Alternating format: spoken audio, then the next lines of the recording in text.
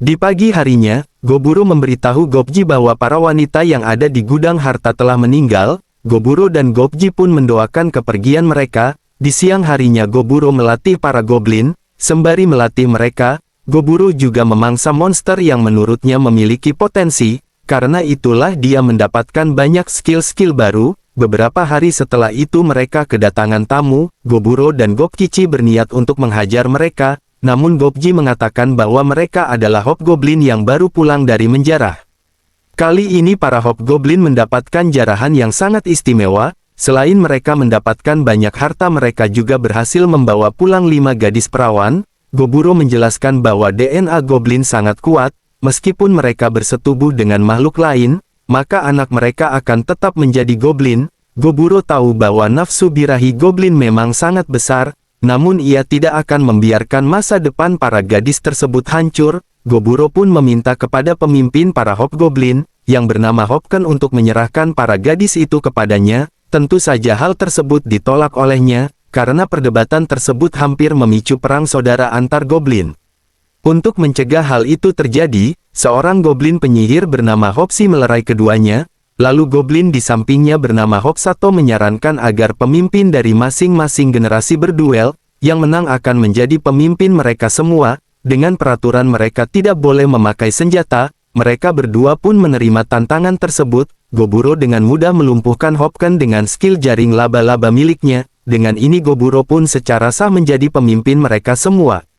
Setelah itu Goburo memberitahu para gadis bahwa ia telah memerintahkan para goblin untuk tidak menyentuh mereka. Ia juga berjanji untuk memulangkan mereka, dengan syarat mereka harus memberinya pengetahuan mereka. Setelah itu mereka menceritakan tentang kejadian saat mereka disergap oleh hobgoblin. Saat itu mereka dalam perjalanan untuk pergi ke kota, namun mereka mendapatkan serangan dari hobgoblin. Semua pengawal mereka telah terbunuh, dan hanya meninggalkan mereka berlima. Gadis berambut merah adalah seorang prajurit pemula, 2 gadis kembar adalah koki dan penjahit. Gadis berambut coklat adalah pandai besi, dan Bat Tobrut berambut hijau seorang alkemis.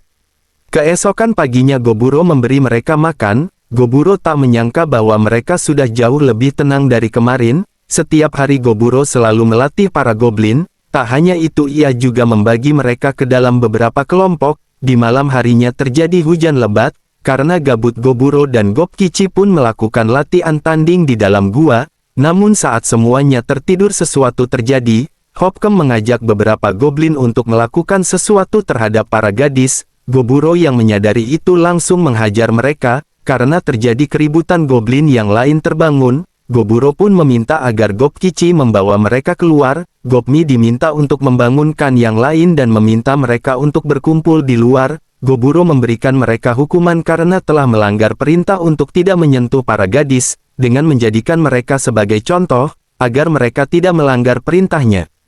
Beberapa hari setelah itu, Goburo dan timnya kembali berburu. Buruan kali ini adalah kuda bertanduk 3, meskipun kuda tersebut sangat susah untuk dikalahkan, namun skill yang didapat sangat overpower. Misalnya saja skill Triple Thrust, dalam sekali serangan menghasilkan 3 tusukan. Keesokan harinya Goburo dan yang lain terkejut karena Gobe telah berhasil berevolusi menjadi hobgoblin. Padahal tugasnya hanya membawa perlengkapan mereka.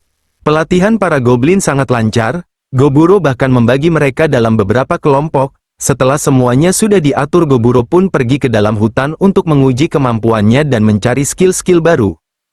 Saat Goburo melihat kuda bertanduk 3, ia pun memanfaatkannya untuk mencoba sihirnya. Serangan sihir tersebut begitu kuat, dengan mudah bisa membunuh kuda bertanduk 3. Karena sedikit sombong, Goburo pun semakin masuk ke dalam hutan, sampai ia menyadari bahwa ia telah masuk ke dalam daerah kekuasaan Red Bear. Goburo kembali teringat, saat kecil ia diberitahu oleh Gobji untuk tidak pergi ke hutan utara, karena itu merupakan daerah kekuasaan Red Bear.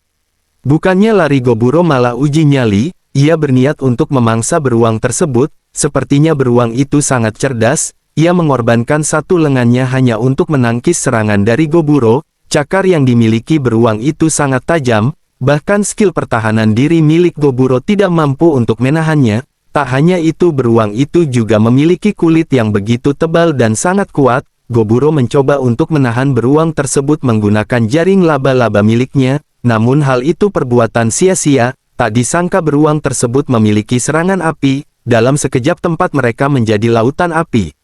Goburo menerima luka bakar namun berkat skill regenerasinya membuatnya bisa pulih dalam sekejap. Goburo mencoba untuk menyerangnya kembali, kali ini dia menggunakan sihir air untuk menahan semburan apinya.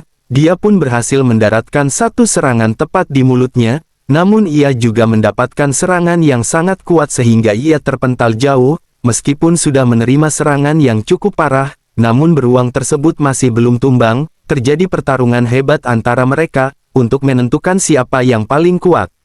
Keesokan harinya ia pun berhasil mengalahkannya meskipun harus mengorbankan lengan kirinya. Goburo mendapatkan banyak skill setelah memakan beruang tersebut.